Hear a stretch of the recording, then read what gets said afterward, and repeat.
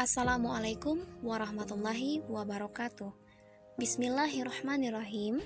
Bersyukur kita kepada Allah Subhanahu wa taala dengan mengucapkan alhamdulillahirabbil alamin, yang mana berkat nikmatnya lah kita telah dapat merasakan indahnya ilmu pengetahuan sebagaimana yang dapat kita rasakan sampai saat ini. Salawat beri salam tak lupa pula kita curahkan kepada junjungan kita Nabi Muhammad SAW dengan mengucapkan Allahumma shalli ala Muhammad wa ala ali Muhammad. Baiklah, pada video presentasi kali ini, saya dan teman-teman akan mempresentasikan mengenai aplikasi kimia dalam Al-Quran. Tugas video presentasi ini merupakan tugas dari Bapak Nofri Yuhelman SPD MPD dengan mata kuliah Kimia Umum Islam. Video presentasi ini merupakan hasil diskusi dari kelompok 4, yang mana anggotanya adalah yang pertama Putri Handayani, yang kedua Dian Jusandi, dan yang ketiga Marlisa.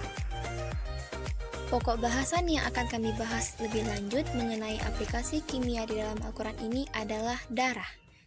Pertanyaan pertama yang muncul ketika kita mendengar kata darah itu adalah apa yang dimaksud dengan darah? Darah adalah cairan yang terdapat pada semua makhluk hidup yang berfungsi mengirimkan zat-zat dan oksigen yang dibutuhkan oleh jaringan tubuh, mengangkut bahan-bahan kimia hasil metabolisme, dan juga sebagai pertahanan tubuh terhadap virus atau bakteri. Pertanyaan yang kedua, apa saja komposisi dari darah? Nah, darah terdiri dari komponen berbentuk dan komponen plasma. Komponen berbentuk kurang lebih ada 45% yang terdiri dari sel darah merah atau yang kita sebut dengan eritrosit, sel darah putih atau yang kita sebut dengan leukosit, dan sel pembekuan atau yang kita sebut dengan trombosit. Sedangkan 55%-nya merupakan bentuk cair yang disebut dengan plasma. Nah, di dalam plasma ini mengandung 90% air atau H2O, sedangkan 10%-nya merupakan bahan-bahan terlarut dalam plasma darah seperti albumin, globulin, fibrinogen, karbohidrat, vitamin, hormon, enzim, lipid, dan lainnya. Selanjutnya, apa fakta menarik dari darah yang disebutkan atau dibahas di dalam Al-Quran? Fakta menarik dari darah yang disebutkan di dalam Al-Quran yang pertama adalah darah dipandang sebagai suatu kendaraan untuk hidup. Yang kedua, arteri yang langsung berasal dari jantung atau aorta penting untuk mempertahankan hidup. Selanjutnya, unsur kimia apa yang ada dalam darah yang disebutkan di dalam Al-Quran? Air atau H2O terdiri dari unsur hidrogen dan oksigen, di mana kedua unsur ini adalah unsur kimia yang tertulis di dalam Al-Quran. Unsur yang pertama adalah oksigen. Nah, unsur kimia satu ini adalah teman sejati umat manusia, dimanapun dan kapanpun selalu dihirup oleh manusia. Oksigen merupakan unsur paling melimpah ketiga di alam semesta setelah hidrogen dan helium, dan juga unsur paling melimpah kedua di planet bumi setelah besi. Karena peranannya yang sangat penting dalam kehidupan, tak mungkin eksistensinya terlewatkan dalam Al-Quran. Berikut adalah beberapa ayat yang menyinggung keberadaan oksigen. Ayat yang pertama itu Quran Surat Al-An'am ayat 125 yang artinya, siapa yang dikehendaki Allah menunjukinya, niscaya dia melampangkan dadanya untuk memeluk Islam. Siapa yang dikehendaki Allah kesesatannya, niscaya dia menjadikan dadanya sesak lagi sempit, seolah-olah ia sedang mendaki ke langit. Pada ayat ini bercerita tentang orang-orang yang sesat dari jalan Allah, seakan dada mereka itu sesak, seolah-olah sedang mendaki ke langit. Namun, perumpamaan ini menunjukkan saat semakin ke langit, maka volume udara atau kadar oksigen yang dihirup manusia semakin menipis. Ayat Al-Quran kedua yang menyinggung tentang oksigen adalah Quran Surat Al-Waqiah ayat 71-72 yang artinya, tidakkah kamu perhatikan api yang kamu nyalakan? Kamukah yang menjadikan pohon itu atau kami yang menjadikannya? Pada surat ini juga mengajak kita untuk berpikir tentang syarat terbentuknya api. Secara ilmiah, ada 3 syarat agar api terbentuk. Yang pertama, harus ada bahan bakar. Yang kedua, panas untuk menaikkan bahan bakar. Dan yang ketiga, harus ada oksigen. Surat ini secara tidak langsung menyiratkan bahwa harus ada oksigen, sementara unsur kimia ini di planet bumi banyak dihasilkan oleh pepohonan. Kemudian, ayat Al-Quran yang menyinggung tentang oksigen adalah Quran Surat Al-Yasin ayat 80 yang artinya, yaitu Rabb yang menjadikan untukmu api dari pohon yang hijau, maka tiba-tiba kamu nyalakan daripadanya.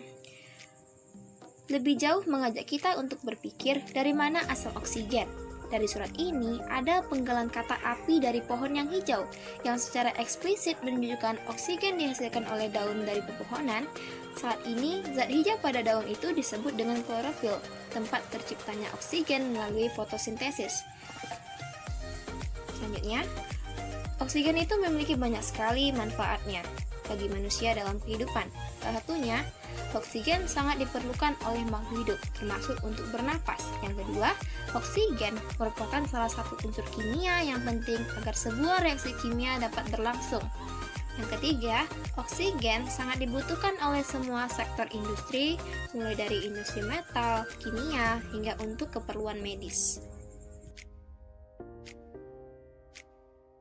Unsur kimia yang kedua adalah hidrogen.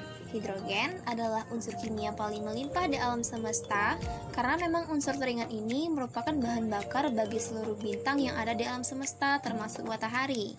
Tanpa adanya hidrogen, maka reaksi fusi tidak akan berlangsung dan tidak akan ada kehidupan di bumi seperti yang kita rasakan saat ini.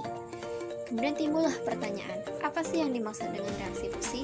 Nah, reaksi fusi adalah penggabungan dua inti atom ringan yaitu hidrogen menjadi atom yang lebih berat yaitu helium sambil melepaskan partikel subatom beserta sejumlah energi.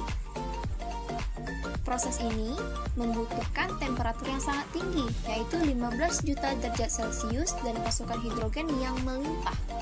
Nama hidrogen sendiri tentunya tidak secara gamblang disebutkan dalam Al-Quran.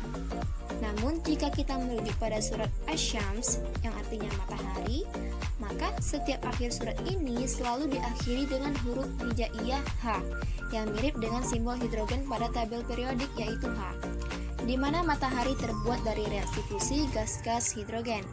Bagaimana mungkin Al-Quran yang diturunkan 1441 lebih silam telah memprediksi matahari terbuat dari hidrogen? Faktanya, simbol H untuk hidrogen sendiri baru diberikan Anthony Lavoisier sekitar tahun 1783 saat mengulang kembali penemuan Henry Cavendish tentang hubungan hidrogen dengan air.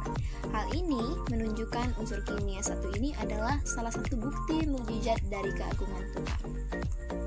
Seperti oksigen, hidrogen juga memiliki manfaat bagi kehidupan manusia. Manfaat yang paling utama adalah hidrogen merupakan sumber bahan bakar matahari, dan matahari sendiri adalah sumber utama energi bagi berlangsungnya kehidupan di bumi. Yang kedua, bagi dunia industri, hidrogen dibutuhkan sebagai bahan baku pembuatan amonia, metanol, hidrogen peroksida, sumber energi bersih masa depan, dan digunakan dalam proses pembuatan produk farmasi dan masih banyak lagi tentunya manfaatnya bagi kehidupan manusia. Itulah presentasi tentang aplikasi kimia dalam Al-Quran dengan pokok bahasan darah dari kelompok kami. Semoga apa yang kami sampaikan ini, apa yang kami jelaskan ini menambah wawasan teman-teman semua mengenai aplikasi kimia di dalam Al-Quran. Lebih dan kurangnya kami mohon maaf, karena kesalahan hanya milik kami dan kesempurnaan hanya milik Allah Subhanahu wa Ta'ala.